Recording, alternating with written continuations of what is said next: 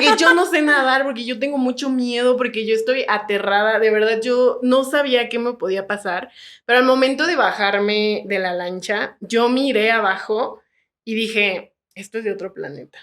Estar contigo hoy me da la oportunidad de poder hablar un poco más del podcast. Y para mí, Mar Adentro, más que estar ahí, es superar mis miedos, porque desde ahí supe que me había cambiado la vida y que el mar era lo que yo quería hacer el resto de la vida y solo bastó con vencer mis miedos, ¿no?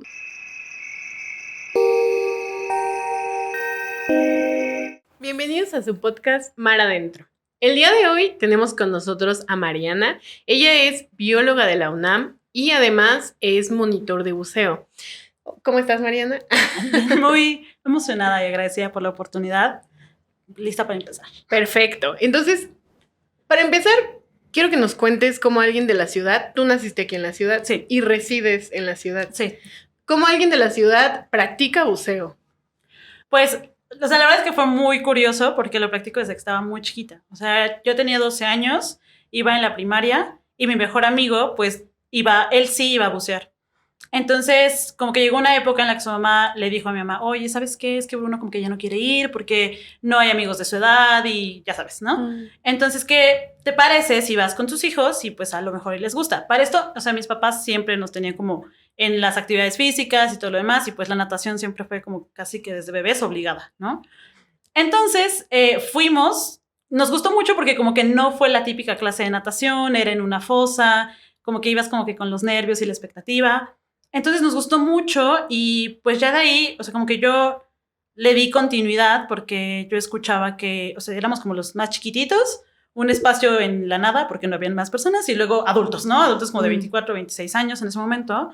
Y yo escuchaba que el mar y que todos eran estudiantes de biología marina en ese momento. Entonces, o sea, a mí me emocionaba escuchar todo lo que hacían y decía, no inventes, porque son buzos, pueden hacer eso. Y entonces como que siempre me quedé con la espinita, con la idea. Y ya desde ahí, o sea, fueron muchísimas prácticas en la alberca, muchísimas. Seguro conozco muchas fosas y muchos azulejos de fosas de la ciudad. Y ya después, con el tiempo, ya se dio la oportunidad de salir al mar. Bueno, primero salir como a lagunas, ahí en San Luis Potosí, y ya después salir al mar. Entonces, porque para poder certificarte necesitas salir al mar. Y ya eso se fue dando, pero pasó mucho tiempo. O sea, de que yo aprendí a bucear al mar, han de haber pasado como 3 años para que yo pudiera salir realmente, porque estaba muy chiquita. ¿Tú recuerdas esas cosas que te preguntabas que cómo como buzos podían hacer eso? Sí, claro, yo los escuchaba y yo decía, o sea, era muy impresionante escuchar todo lo que hacían, ¿no? Porque aparte no, creo que era como escuchar un documental. Era como, es que la última vez que fui a hacer el monitoreo de camarones y yo, o sea, ¿se pueden monitorear camarones? ¿Cómo se monitorea? O sea, ¿sabes? Entonces era muy entretenido escucharlos, pero a mí me daba mucha pena hablarles porque eran más grandes que yo y yo estaba súper chiquita. Sí. Entonces, la primera vez que entré al mar fue como, yo quiero hacer esto el resto de mi vida. No sé qué tengo que hacer, pero quiero hacer esto el resto de mi vida. O sea, y entonces yo escuchaba que eran biólogos. Dije, claro, entonces el camino para ser buzo es ser biólogo. Entonces ya después de ser biólogo te haces buzo. Muy tarde comprendí que para ser buzo tienes que ser buzo. O sea, no es necesario ser biólogo, no va junto con pegado. Pero bueno, de alguna manera le da un propósito a ser buzo, ¿no? Entonces, sí, como que después de descubrir ese mundo, me empeñé muchísimo. Le dije, mamá, es que quiero hacer esto siempre, ¿no? Y mi mamá dijo, acabo de crear un monstruo. O sea, ¿cómo controlar esa euforia, ¿no? Esas ganas. Y pues no hubo más que seguirme preparando y hacer la tarea e investigar y es un deporte muy bonito, muy agradable, pero sí implica aprender muchas cosas diferentes. Sí. Últimamente veo mucho en redes que hay mucha gente que dice tenerle mucho miedo al océano y se volvió como muy famoso decir, ves un video de mar abierto y es como, mi talasofobia, ¿no? Y es muy común, me parece un lugar que no es tan necesario que tantas personas le tengan miedo. ¿Tú crees que el océano es un lugar peligroso? Yo pienso, me queda claro que, o sea, es peligroso como estar en la tierra. O sea, claramente, pues si tú te vas a Borneos, pues muy, muy probable que sea el mismo riesgo que entrar al mar, ¿no? Ahora, si por entrar al mar mi miedo es que no sé nadar, es que qué tal que me ahogo, qué tal que me hundo. Bueno, eso es un miedo personal, o sea, no puede ser un miedo hacia el mar, ¿no? Sí. Porque entonces tengo miedo a la alberca y a la tina del baño también, ¿no? Sí. O sea, entonces me parece que el punto real es como enfocar y entender que el mar tiene sus riesgos como lo tiene muchas cosas en la vida, ¿no? No me parece que sea exclusivo del mar, pero sí me parece que de repente la inmensidad del mar sí te puede provocar como, híjole, o sea, como que entiendes mucho tu lugar, ¿no? A mí me pasa cuando estoy en mar abierto, pues entiendo que, o sea, eres una pieza más, no estás por encima, no estás al nivel, eres una pieza que compone todo, ¿no? Entonces, este sentido de perderle proporción, porque creo que es eso, ¿no? De repente lo ves y es inmenso, sí. Y ya quedas tú como, o ves la isla lejísimos, es como, pues ya no está de documental o ya no está de fotografía de Nat Geo, ¿no? Sí. Entonces pienso que es como esta admiración que tenemos que de repente te detiene un poquito, te revuelve el estómago porque es como, ¿qué está pasando? ¿No? Sí. No sé, no creo que sea realmente miedo. Y como buzo, ¿qué riesgos hay? Pues, o sea, a mí me cabe aclarar que yo quisiera que todo el mundo fuera buzo, ¿no? O sea, yo creo que es algo que, o sea, todos deberíamos hacer. Pero yo pienso que el buceo es un deporte de prevención. O sea, todo se puede prevenir. Todos los accidentes se pueden prevenir.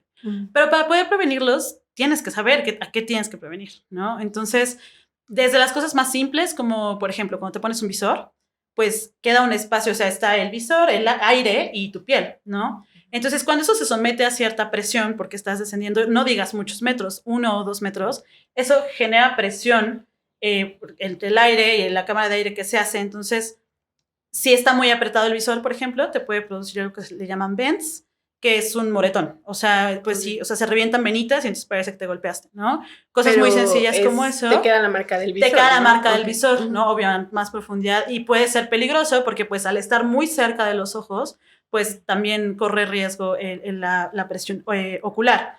Entonces, eso es como sencillito que hasta cosas ya mucho más intensas en el sentido de acumulación de nitrógeno y demás. Hay muchísimos estudios muy actualizados ya.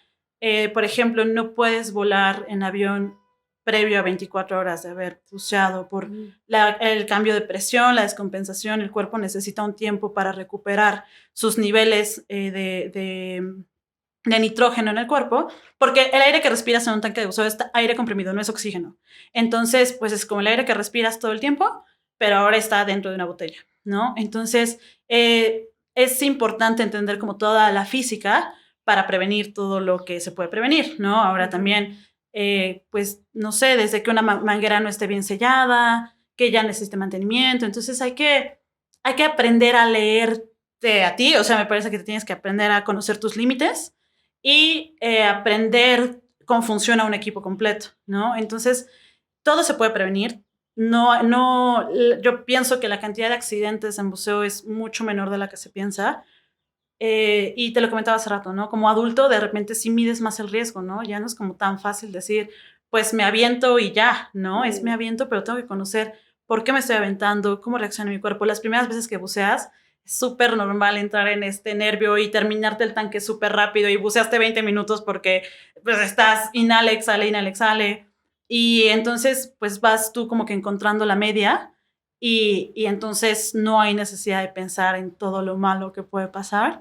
Sí hay una cantidad de cosas muy, muy grandes, pero yo pienso que con el debido cuidado y con un orden correcto de las cosas, puedes, o sea, lo disfrutas increíble. Ya que estás adentro, de verdad, yo lo he visto, ¿no? O sea, no está padre que se mueva la lancha, que estoy agarrando las cosas, que de repente ya se fue por allá todo mi material, pero una vez que estás adentro, de verdad, o sea, lo vale por completo, vale toda la pena, todo el esfuerzo, todo se ve reflejado en el momento en que puedes entender cómo funciona el alrededor. Es una cosa muy impresionante. Sí. Entre otros riesgos que hay en el mar, existen muchos en la costa, o al menos muchos avisos que la gente misma dice, ¿no? Cuidado con los tiburones, cuidado con las medusas, cuidado con... Hay como mucho desconocimiento, me parece, acerca de las costas, que es el lugar que mucha gente va cada año, cada fin de semana incluso. Uno de esos riesgos son los erizos de mar, ¿no? Yo he escuchado mucho de que no te les acerques, se te clavan el pie y te puedes morir, son venenosos y realmente nadie o te puede explicar por qué. Tú te especializas en esos animales, ¿verdad? ¿Nos puedes explicar qué son, cuál es su importancia en el ecosistema?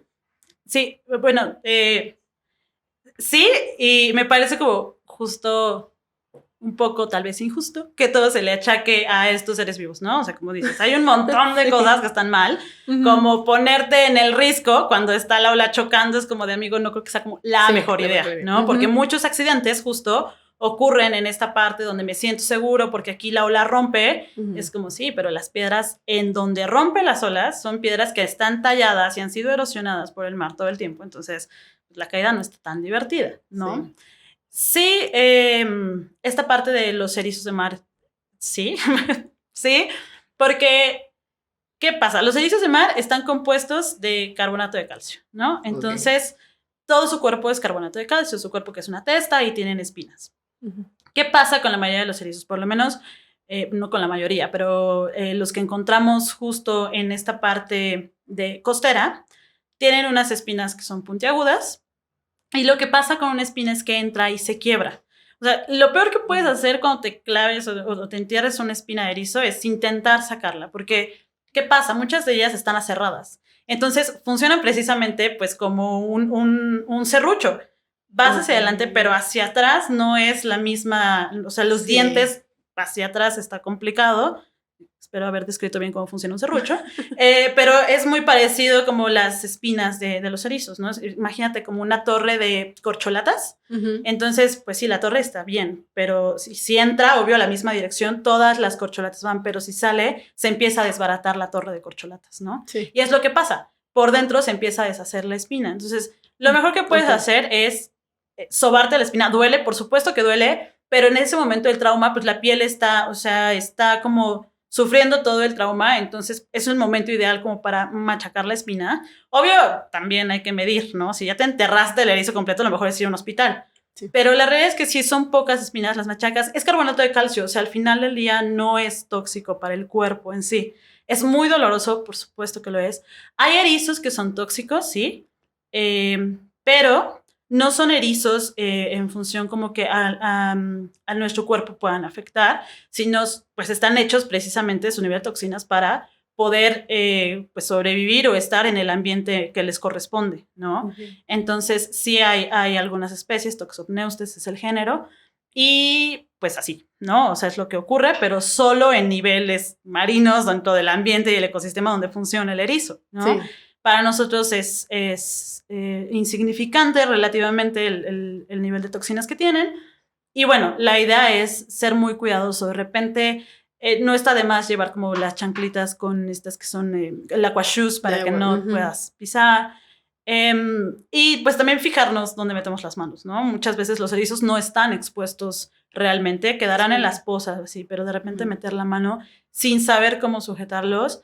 Yo, créeme que, o sea, sí me gustan mucho, pero también aprender a sujetarlos ha sido todo un reto, porque, o sea, es un animalito bastante complicado. Sí, pero no hay porque no representa un riesgo para nosotros, no es como ir a la playa, nos encontramos uno, hay que matarlo. No, por favor, no lo hagan. En medida de lo posible no lo hagan, porque sí compromete mucho al ecosistema. O sea, los erizos de mar pertenecen son parientes de las estrellas de mar, los pepinos de mar, unas estrellas muy lindas que se llaman ofiuros, que si ustedes las buscan son unas estrellitas que tienen unos brazos muy delgaditos como de serpientes, y otras cosas que se llaman lirios de mar o crinoides, que parecen como plumas, son unos animalitos muy vistosos. Entonces, la función ecológica que cumplen los erizos de mar es de alguna manera son como los ingenieros del arrecife, ¿no? Entonces, lo que hacen los erizos de mar es ir ramoneando e ir modificando el arrecife en función para poder aerarlo, para poder oxigenar. Y lo hacen con sus espinas y también lo hacen con su boca, ¿no? No todos los erizos cumplen la misma función porque hay erizos regulares, que son los gorditos que vemos, que seguro has visto sus cuerpos en algún mercado o afuera en la playa que los venden y cosas así, que estos son como como globitos, como conchitas blancas súper bonitas. No son conchas, son cuerpos de erizos de mar. Eso es un cuerpo de un erizo de mar. Solo que lo limpian, o sea, le quitan las espinas, lo tallan y entonces está padrísimo el llavero. No lo hagan tampoco, no lo coman, no lo consuman. Y entonces lo que hacen es ir modificando el ambiente. Se ha comprobado que son claves para la correcta oxigenación de los arrecifes de coral, porque lo que hacen es que se comen las algas. Entonces, como que su función es controlar la cantidad de algas para que no haya competencia por la luz, porque al final recordemos que los arrecifes se alimentan de la luz, y entonces necesitan tener pues una entrada suficiente, ¿no? Seguramente todos lo hemos visto, que la cantidad de algas que hay ahora, incluso hasta en la costa, es impresionante. Y entonces su capacidad de regular implica también que si no están, pues crecen las algas de manera descontrolada. Y si no hay quien se coma los erizos de mar, que muchas veces son las tortugas, las nutrias en otros países, lo que pasa es que entonces hay una población desmedida de erizos de mar, y entonces cuando ya no hay algas disponibles, algunas especies empiezan a comer lo que encuentren. Y entonces también, son un riesgo en una población desmedida para los arrecifes. Entonces, forman parte clave, me parece, desde lo que he aprendido, forman parte clave del equilibrio ecológico de los ecosistemas marinos. Ok. Bueno, yo hablando de talasofobia y de riesgos marinos, creo que me parece estar contigo hoy me da la oportunidad de poder hablar un poco más del podcast, porque de hecho se llama Mar Adentro. y creo que llevamos 8 episodios y tal vez muchos se preguntan, ¿y por qué estoy escuchando este podcast? ¿Por qué estamos aquí el día de hoy? Entonces, quiero ponerme a explicar, para empezar, que mi mayor miedo en la vida antes era el océano, ¿no? Y si yo iba de vacaciones, yo era una niña, pero si yo iba de vacaciones a la playa con mis papás, si yo iba, íbamos a comer cerca de la costa, yo decía, yo no quiero estar aquí, vámonos a otro lugar, yo no quiero ni verlo, estaba en mis peores pesadillas, pero mis papás no entendían por qué y yo tampoco entendía por qué. Pasaron mucho tiempo, yo tenía 19 años y no sabía nadar. Entonces, a los 20 años, por razones de la vida, termino en Baja California Sur una semana, ¿no? Y Baja California Sur está rodeado de agua. Entonces, no sé, en ese momento se me hacía una gran idea, yo no sabía nadar. Y recuerdo que uno de los primeros días, fui sola además, uno de los primeros días me enseñaron a surfear. Y lo logré, y pasó el tiempo y me metí en una lancha justamente mar adentro. Y como tú cuentas, yo me bajé de la lancha pero yo le rogaba al guía, le decía, por favor, no me descuides ni un momento. Mírame en todo momento. Porque yo no sé nadar, porque yo tengo mucho miedo, porque yo estoy aterrada. De verdad, yo no sabía qué me podía pasar. Pero al momento de bajarme de la lancha, yo miré abajo y dije, esto es de otro planeta. Parecía que me habían metido a un documental de National Geographic y yo juraba que yo no estaba en el planeta Tierra. Yo veía bancos de peces, veía a focas pasando abajo de mí, porque justo estábamos cerca de la lobera. Entonces había muchos peces, había los lobos marinos nadando bajo de ti, luego de repente se te acercan como jugando. Claro. Y también buzos. Hasta abajo yo veía gente pasar. Yo me sentía volando, no sé. Yo tuve una sensación que nunca en la vida había tenido.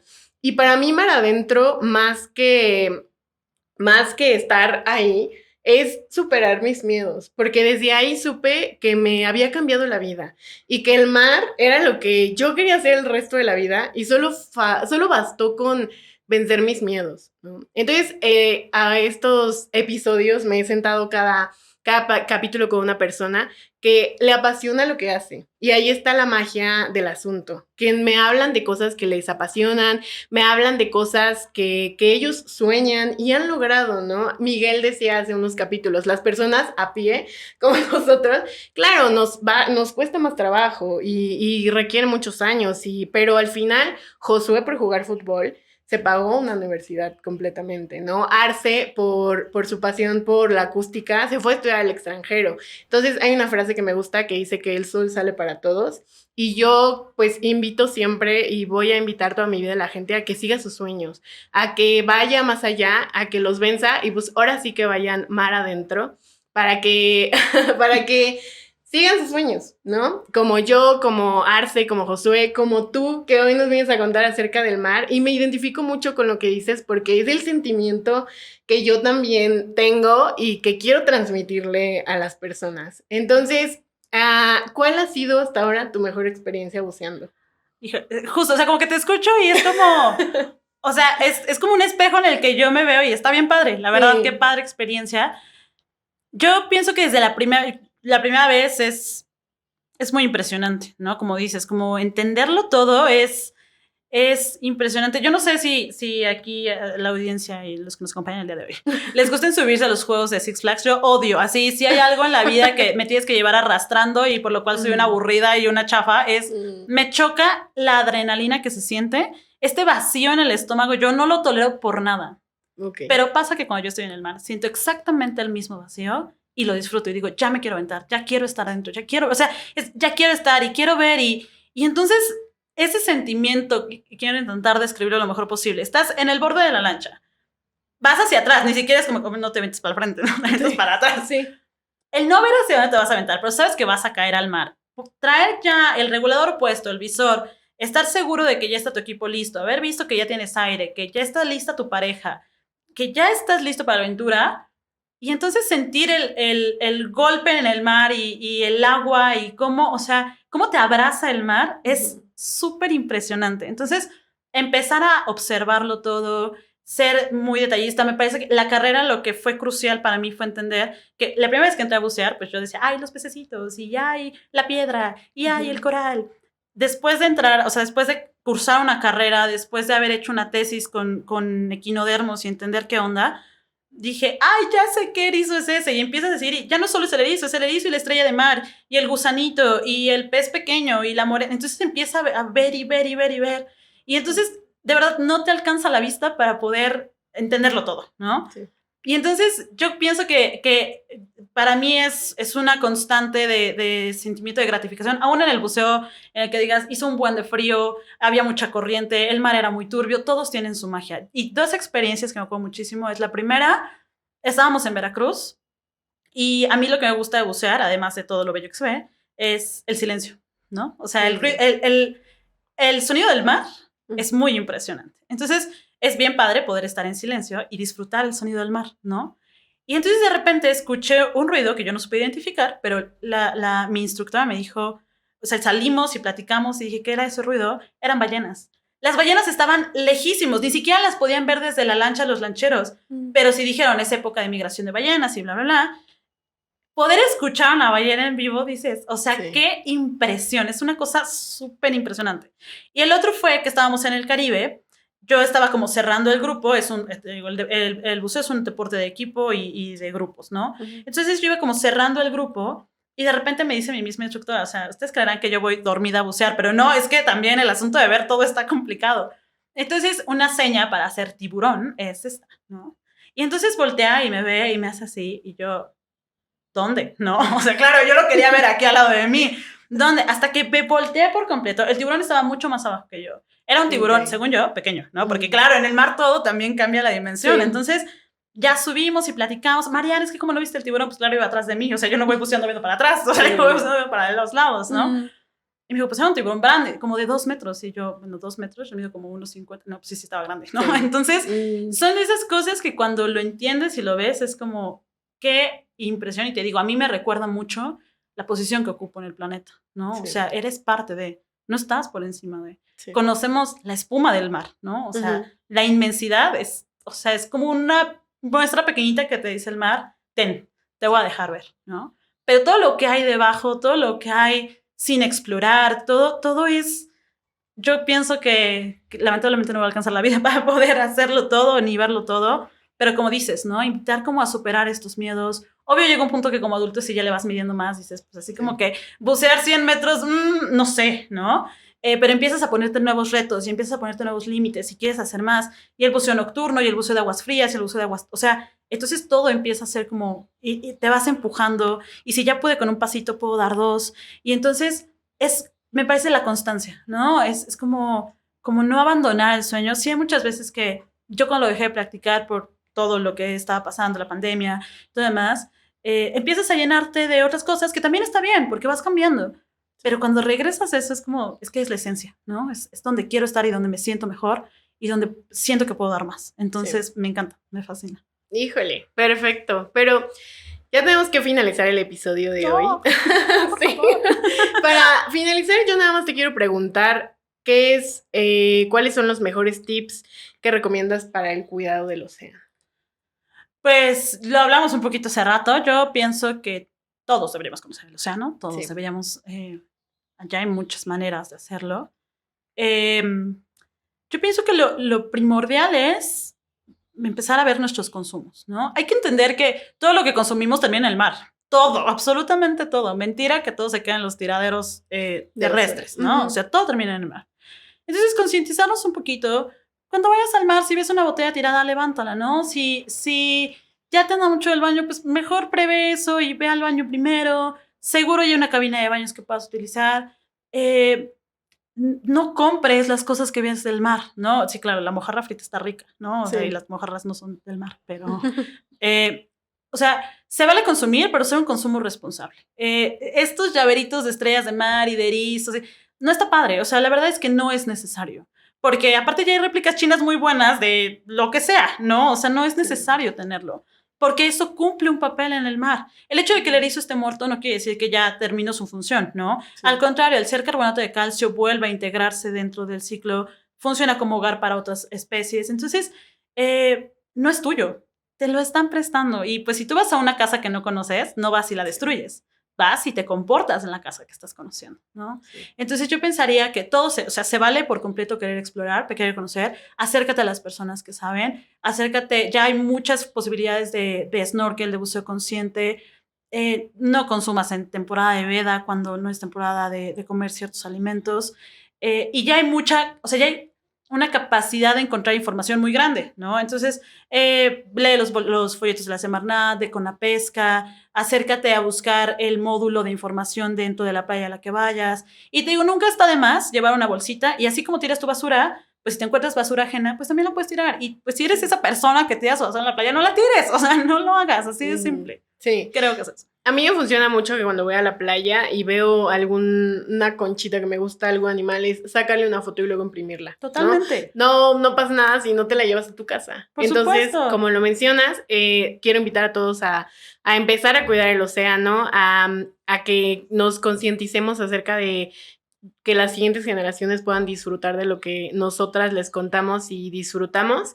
Y pues yo voy a dejar las redes de Mariana en la descripción, voy a dejar las redes del canal para que sigan viendo todos los episodios y nosotros nos vemos en un próximo capítulo. Corte. ¡Qué padre! ¡Ay, qué padre!